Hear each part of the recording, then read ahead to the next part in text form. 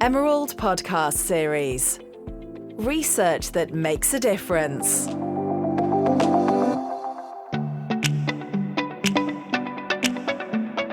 Welcome to the Emerald Publishing Podcast, three-part mini-series on the peer review process. My name is Daniel Ridge, and I'm a commissioning editor at Emerald Publishing. In this episode, we are looking at the peer review process through the author's perspective. To discuss this, I'm joined by Dr. Richard Bathurst, who is Professor Emeritus of Civil Engineering at the Royal Military College of Canada, where he has taught since 1980. He also holds a cross appointment with the Civil Engineering Department at Queen's University, also in Canada. Dr. Bathurst is the editor-in-chief of the IGS journal Geosynthetics International and has been working with the journal for 30 years. He has authored or co-authored more than 220 papers in refereed journals, 20 book chapters, and more than 250 contributions in conference proceedings. I began my conversation with Dr. Bathurst by asking what aspects of a review he finds most useful once he receives reviewer comments.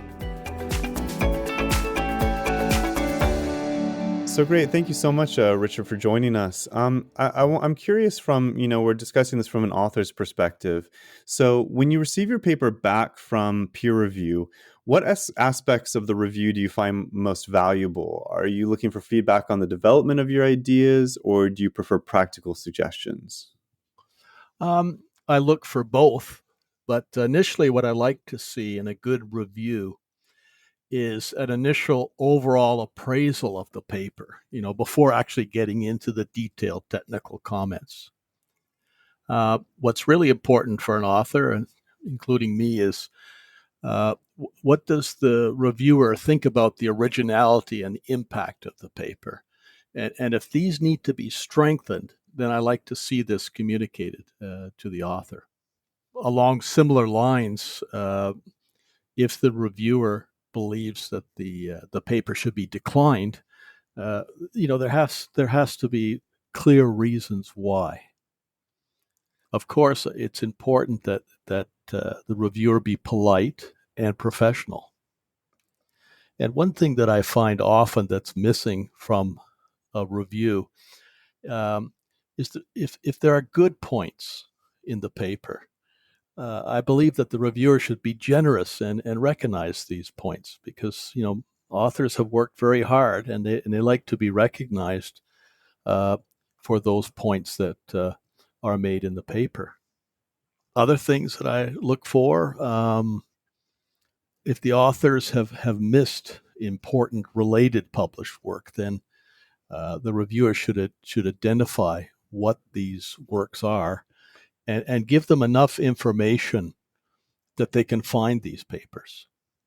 I really appreciate that when I have missed some important work.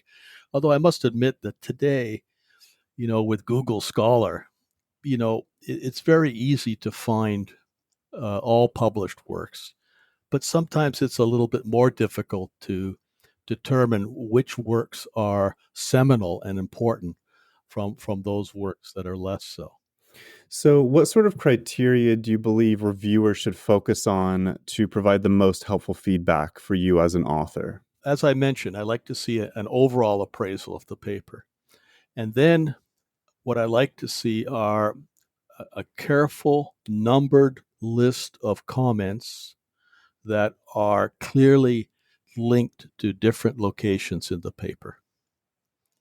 And this is important to the author because that helps the author to understand the reviewer's concerns, if any, and be able to pointedly respond to each one of those concerns. So that's why it's important to number the comments. I like to see, after some general comments have been made on the paper, I like to see, the technical issues being identified point by point. Now, do you review papers yourself? Yes. So how does your experience as an author influence how you review? Well, the things that I've mentioned that I look for in a review, that influences how I respond as an author to review comments, if that's what you mean. There's an exchange between authors and reviewers, Um, that is very important, particularly if the reviewers are doing a good job. I think other things that I look for is it's very important for the reviewer to identify those technical issues that are most important, and if not resolved, can lead to the paper not being accepted, as opposed to issues that deserve clarification but are not fatal to paper acceptance. Because you want the authors to apply effort to those parts of the paper that deserve it. Other things, again, from experience, both as an author, reviewer, and an editor, is some reviewers think that their responsibility, if you like, is to provide an editing service for the authors. And I don't agree with this. I would rather that a reviewer spend time focusing on the technical content of the paper and not focusing on correcting author's grammar. It's sufficient for the reviewer to point out examples of systemic poor English and grammar. That's enough, so that the author understands he's got a problem there, and the editor who's managing the review understands there's a problem. But there are professional editing services that are available to authors who are writing in English as a second language. Yeah, that is one of the questions that I wanted to ask you, is that, in the globalized world, in the globalized academic world we live in, authors are writing from very different places in the globe. They're reviewing different papers from the globe. Is there something that you would advise the overall experience of international authors working with one another in the review process? I think that a reviewer needs to be a little bit generous and appreciate that authors are often writing in a second language, English, and be polite.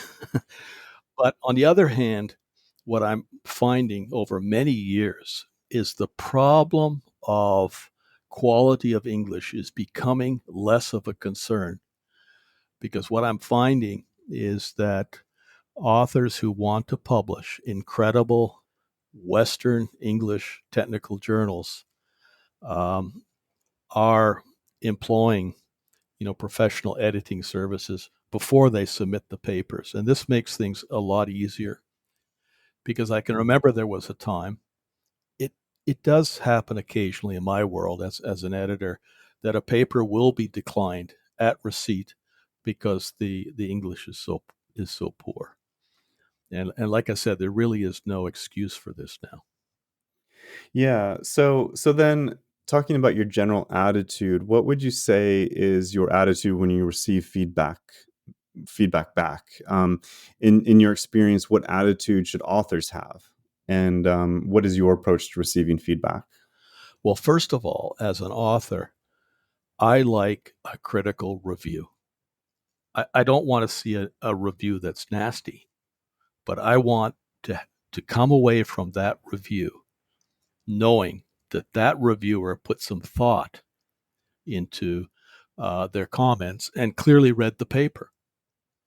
I've been lucky in some cases that authors have come back and said, the paper's well written, and I really don't have anything to say.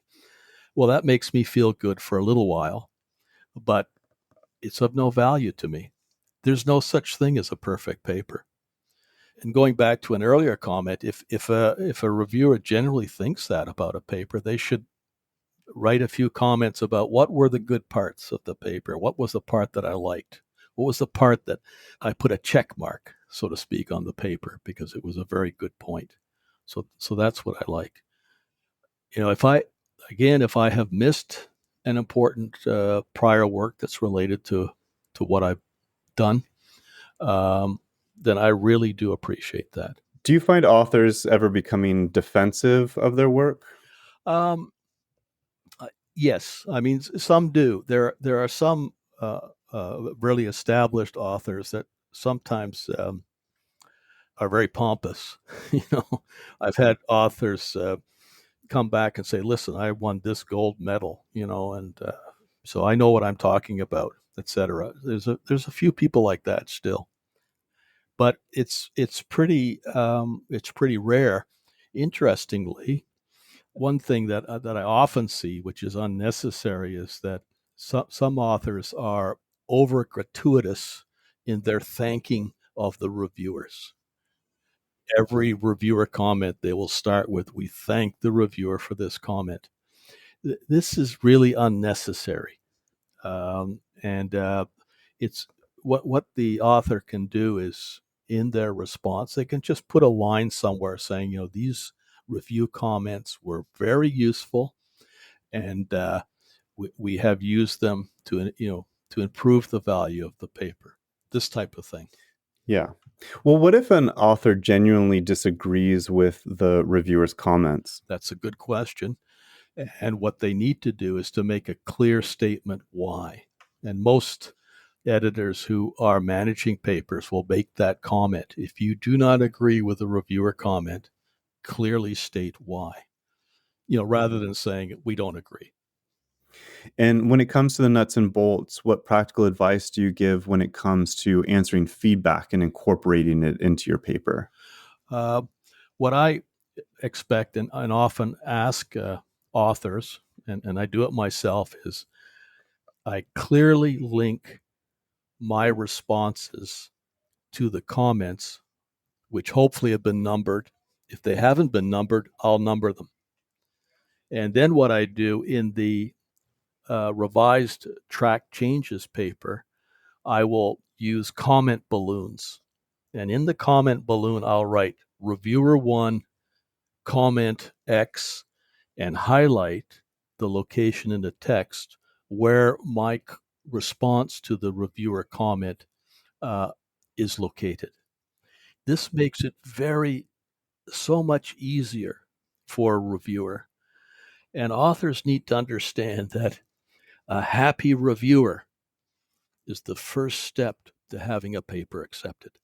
Yeah, well, I mean, it really is a relationship, isn't it? You have the reviewer, you have the author, and then you have the editor of the journal or the book series itself. That's right. And I think sometimes authors and reviewers don't understand that the editor is going to look at all of the reviewer comments. He's going to look, or he or she is going to look at all of the responses and get a big picture appreciation of the paper before making the decision. If a particular reviewer says, "I don't think this paper should be published," that reviewer doesn't have the final say.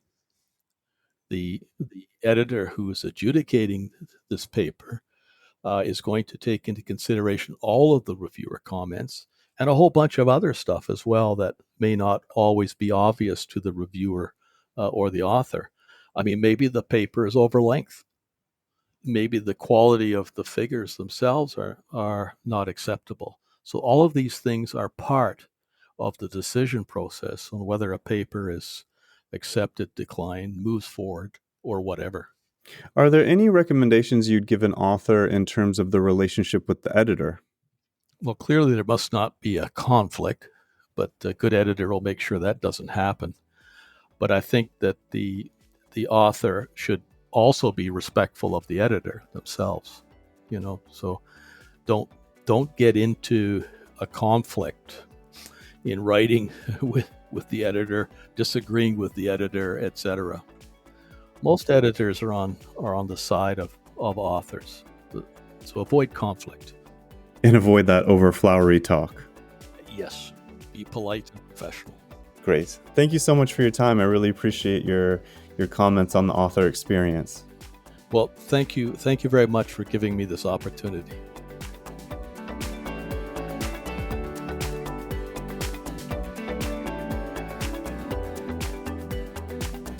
Thank you for listening to today's episode. For more information about the peer review process and to listen to other episodes in our peer review mini-series, please visit our website by searching Emerald Publishing Podcast Series Peer Review. I'd like to thank my guests for joining me today and the studio, This is Distorted.